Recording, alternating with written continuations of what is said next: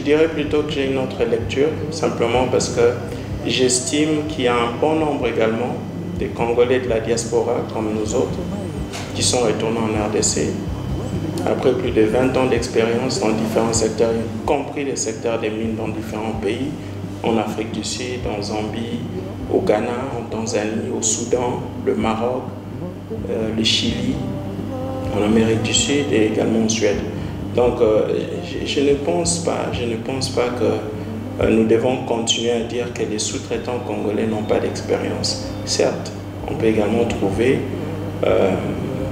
une petite équipe de sous-traitants congolais qui n'ont pas d'expérience, qui ont besoin de renforcement des capacités, mais je pense également qu'il y a un bon nombre, il y a beaucoup de sociétés congolaises aujourd'hui, des sous-traitants congolais, qui sont capables de faire du travail. Ce n'est pas seulement ma société, mais j'en connais.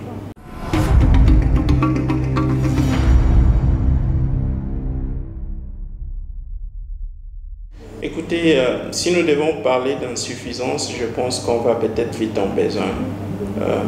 La loi 17/001 existe. C'est aux hommes d'appliquer cette loi et c'est aux hommes de faire respecter cette loi. Aujourd'hui, c'est que j'estime, à ces jours, les sociétés principales, à 90%, ne sont pas encore prêtes à respecter cette loi. C'est aussi ça le problème que nous avons en RDC. Voilà pourquoi nous avons ces soucis de concurrence déloyale qui existent entre nos sociétés locales et les sociétés étrangères qui continuent à attraper le marché dans les mines ou les sociétés principales ici en RDC. Donc il faut qu'il y ait quand même une certaine volonté de ces sociétés principales qui se retrouvent dans notre pays, qui se rassurent que cette loi soit respectée. Et je pense que l'autorité de régulation de la sous-traitance a un rôle très important, un rôle capital à jouer dans le respect de cette loi. Et le temps n'est plus aux propagandes ou quoi que ce soit, il est vraiment important qu'ils fassent des inspections dans toutes ces sociétés qui se retrouvent en RDC ou qui se trouvent en RDC pour se rassurer que ces sociétés respectent notre loi.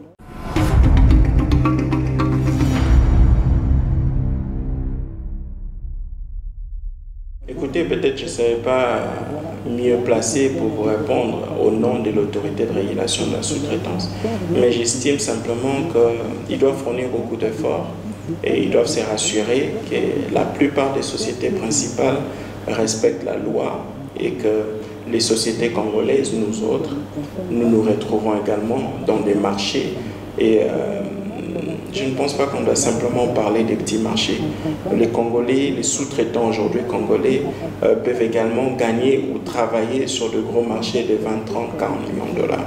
Donc, il est juste important que cette autorité de régulation de la sous-traitance travaille ensemble avec les sous-traitants congolais pour se rassurer que c'est pas respecté. Ceux qui ont les informations nécessaires, c'est les sous-traitants congolais. C'est eux qui diront à l'autorité de régulation de la sous-traitance qu'est-ce qui se passe exactement dans les mines et comment remédier ou trouver des solutions. Je pense qu'à ces jours, nous n'avons pas encore une très bonne collaboration avec l'autorité de régulation de la sous-traitance. Et je pense que nous sommes obligés à travailler ensemble. Et je pense également que c'est important que nous nous mettons tous ensemble, que le sous-traitant congolais et l'autorité de régulation de la sous-traitance se mettent ensemble pour trouver des vraies solutions. Et que cette loi sur la sous-traitance soit respectée.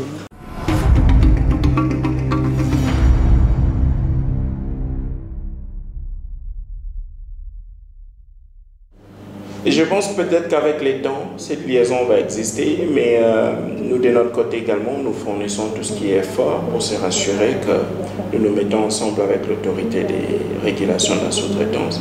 Donc, nous espérons que très bientôt, nous allons nous mettre ensemble pour créer des ateliers ou des séminaires afin de discuter et trouver des solutions pour la sous-traitance, surtout dans les secteurs miniers.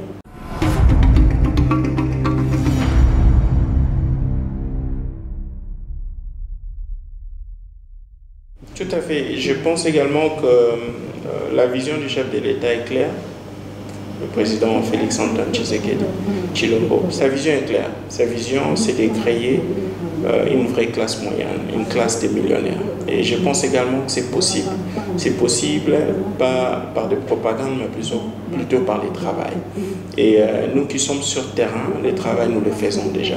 Nous connaissons tout ce qui se passe dans le secteur minier, surtout dans le secteur de la sous-traitance. Et nous pensons également que nous serons un appui pour se rassurer que cette vision du chef de l'État se matérialise. Et dans tout cela, je pense que la RDC ou le gouvernement congolais avait mis en place l'autorité de régulation de la sous-traitance.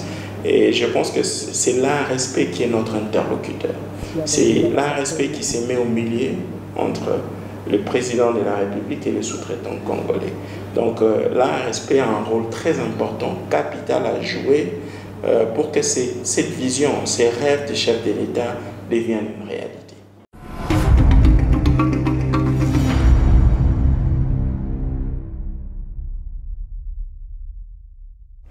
Je pense que ces fonds-là peuvent également aider, mais à la hauteur du marché dont nous parlons dans le secteur minier, c'est des marchés de millions de dollars.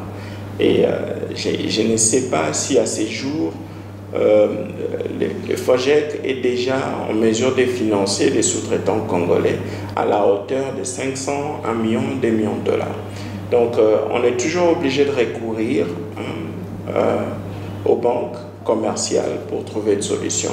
Et comme vous le savez, la plupart des temps, c'est des commandes spontanées que les sous-traitants reçoivent. Donc, c'est différent des contrats. Donc, ce qui fait également que ça soit également difficile pour les banques de nous octroyer parfois des crédits. Donc, parfois, on doit trouver d'autres solutions pour trouver du cash pour financer soit nos commandes ou nos projets pour les sociétés principales. Il ne faut pas oublier que dans la loi sur la sous-traitance, il y a également une clause.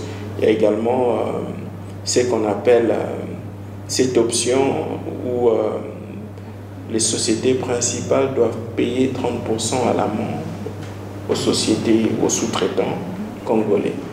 Mais j'estime qu'à ce jour, il y a un bon nombre de sociétés principales qui ne respectent pas cette loi, qui ne payent pas le 30% à l'amont quand ils octroient des commandes ou des contrats aux sous-traitants congolais. Et je pense également que si on doit parler de ces 30%, c'est déjà avantageux parce que si vous avez 30%, ça veut dire que vous pouvez aussi trouver d'autres solutions ou avec des banques pour pouvoir trouver le reste qui manque pour exécuter vos commandes.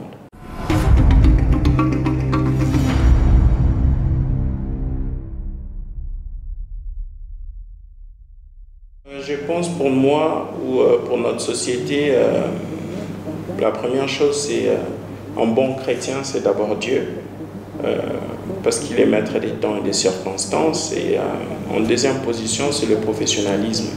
Dans tout ce que nous faisons, nous nous rassurons que nous voulons nous rassurer que nous avons donné à notre client ou à nos clients un service de qualité.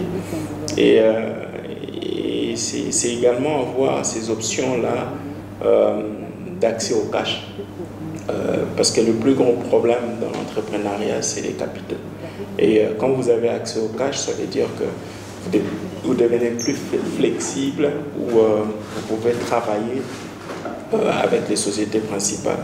Parce que quand vous recevez une commande des millions, ça ne veut pas dire que vous devez seulement vous contenter ou attendre que les banques vous octroient des crédits. Donc il faut déjà avoir aussi à côté quelques moyens pour trouver des solutions pour avancer vos projets. Donc c'est aussi ça. Donc le professionnalisme et également accès aux capitaux. Je crois que c'est aussi ça notre secret.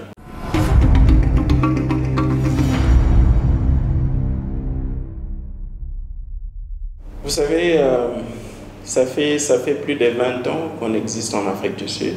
Et aujourd'hui, ça fait déjà plus de 5 ans qu'on existe au Congo. Donc en matière d'expertise, je n'ai pas mentionné, mais en matière d'expertise, la société, nous avons beaucoup d'expertise. Non seulement venant de nous-mêmes, mais aussi avec nos partenaires que nous travaillons avec, surtout nos fabricants. parce que nous travaillons également avec des fabricants de machines ou équipements et qui nous garantissent des formations. C'est d'où vient cette expertise. Donc ça fait des années que nous sommes dans ces marchés ou dans ces domaines et voilà, donc nous avons cette expérience. Ce n'est pas seulement à Qatar, il y a également d'autres sociétés que je connais, il y a des confrères, il y a également nos amis qui ont d'autres sociétés et qui font la même chose, hein, qui sont non seulement professionnels mais qui ont également cette expertise. Si nous voulons avancer l'agenda congolais, nous devons faire confiance aux sous-traitants locaux. Même pour ceux qui n'ont pas d'expérience, il faut trouver des moyens pour les aider ou leur aider à trouver des solutions pour renforcer les capacités. Donc c'est aussi ça. Si on doit simplement se contenter aux sociétés étrangères, ça veut simplement dire que les sous-traitants congolais n'auront jamais cette expérience dont les sociétés principales cherchent.